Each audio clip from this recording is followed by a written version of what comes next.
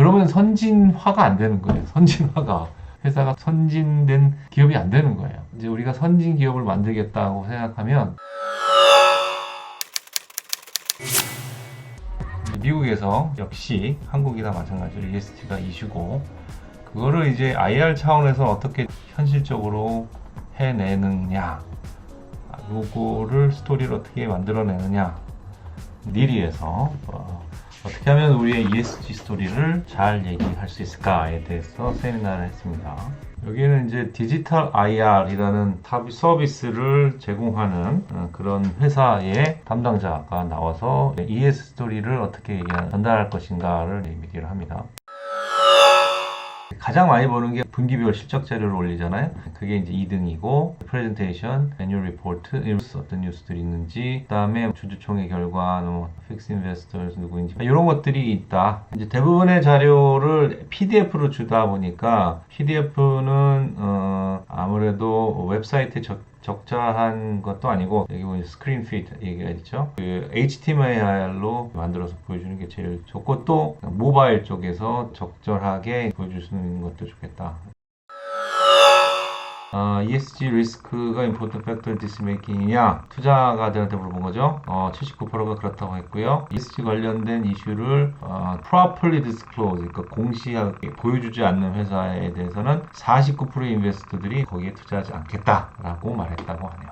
이 소셜 부분들은 인사에 관련된 거죠. 인사과에서는 대부분 이런 자료들을 많이 갖고 있다고 하네요. 그 레이블 매니지먼트나 회사가 인력 구조나 이 인력 관련된 그런 이제 그 여러 가지 데이터들이 있을 거고, 많이들 있는 것 같아요. 그게 중요하니까 회사도. 근데 이제 environment, 이제 환경 부분에서는 여전히 찾기가 어려웠다. 이쪽에서 회사가 자료를 만들어낸 케이스가 미국에서도 굉장히 최근의 일이고 어려운 부분인 것 같다. 이쪽에. 그러니까 environment나 climate change 이 관련된 공시를 요구를 할 것으로 보여요. 해야 되느냐 말아야 되느냐 설왕설래가 있는 것 같고요. 어쨌든 한국도 언젠가 이게 공시가 해야 되는 부분이 될 수도 있네요. 지금 이제 파이낸셜 부분만 하고 있잖아요.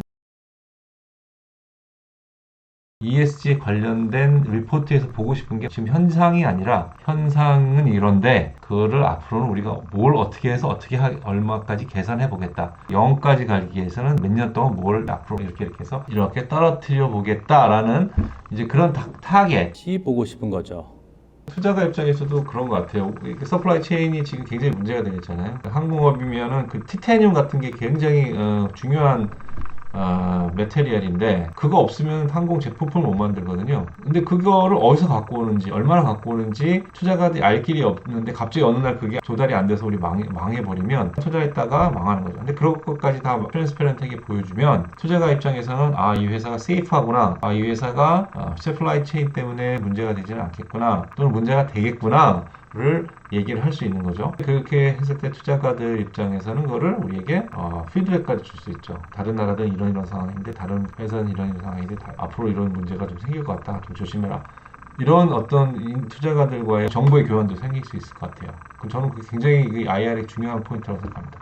커피나 코코아나 그것도 참 벤치마크하면 좋을 것 같은, 네슬리 같은 거는 식품회사 같은 경우에는 어디서 무슨 재료들을 어떻게 갖고 있는지, 그거를 얼마나 에티클리하게, 얼마나 윤리적으로 해서 만들어갖고, 여기는 또 이제 워터 스튜어드십이라는데 물을 얼마나 아끼는지에 대한 얘기를 하는 것 같아요. ESG의 또 중요한 부분이 공기, 그 다음에 이제 물이죠. 맥도날드 같은 경우는 물을 얼마나 효율적으로 낭비하지 않고, 또는 뭐 지저분하게 안 만들고 하느냐, 뭐 이런 것들을 보여준다, 이런 거죠. 그러면 이제 쓰레기를 가지고 어떻게 하느냐, 플라스틱 어떻게 내가 지금 하고 있느냐, 이런 것들도 뭐 유니릴레버나 테스코에서 어떻게 하고 있는지를 보여주죠.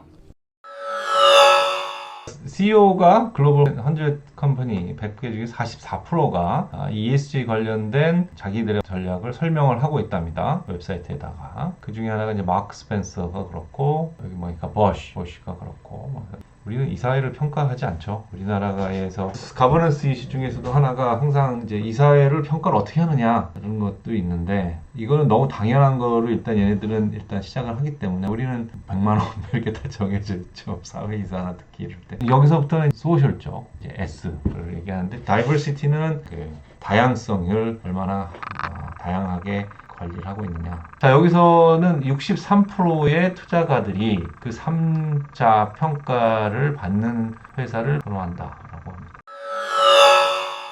어쨌든 이런 프레임워크를 통해서 그러니까 그냥 우리 생각에 뭐뭐를 리포트를 해야 되냐 한다보다는 누군가가 이렇게 표준을 만들어 놓으면 그 표준에 따라서 이렇게 만들어서 우리가 내기가 쉽잖아요. 그리고 표준화되어 있으면 다른 회사하고 비교하기도 쉽고, 그래서 이게 표준을 GR에서도 만들고 SASB에서 만들고 나름대로 표준을 썼고 이렇게 사용하고 있다고 합니다.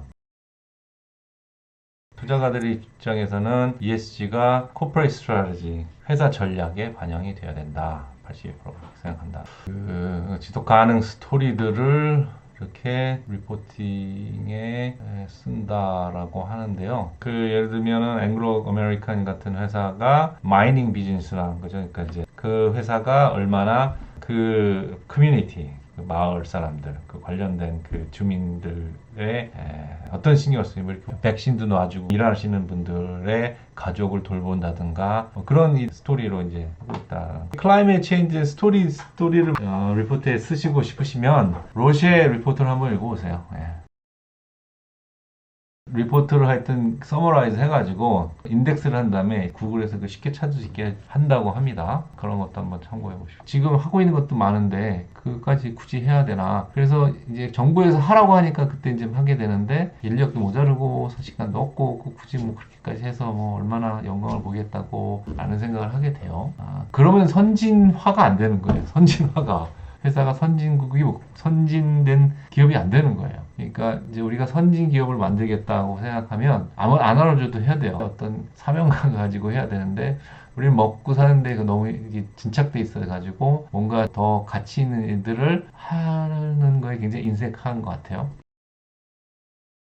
우리가 좋은 리포트를 만들어냈지만 아무도 보지 않으면 아무런 의미가 없잖아요.